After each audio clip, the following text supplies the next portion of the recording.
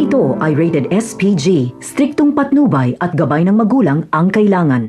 Sa pagdating nga ng backup nila Rigor ay agad na makakatunog sila Ramon dito dahil agad silang aabisuhan ni David.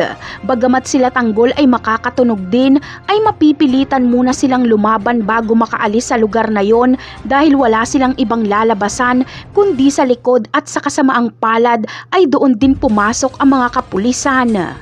Samantala, hindi nga aakalain nila Ramon na sa likod pala dumaan ang mga kapulisan. Doon kasi sila dumaan sa pag-aakalang safety doon. Kaya wala na din silang magagawa kundi manlaban at sa pagkakataong ito ay parang magkakampi sila ng grupo nila Tanggol at kalaban nila ang mga kapulisan. Kaya naman, dito nga muling maghaharap sila Tanggol at Ramon. Ngunit sa oras na ito ay hindi sila magkaaway dahil maraming gustong itanong si Tanggol dito. Gusto niyang linawin kung hindi ba talaga si Ramon ang pumaslang kay Mokang. At dito ay sasabihin nga ni Ramon na hindi niya yun magagawa kay Mokang dahil kahit papaano ay minahal niya ito.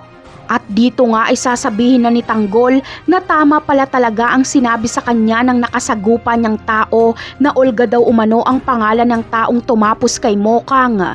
Ikakagulat nga ni Ramon ang kanyang maririnig mula kay Tanggol dahil hindi niya lubos maisip na si Olga pala ang gagawa nun kay Mokang.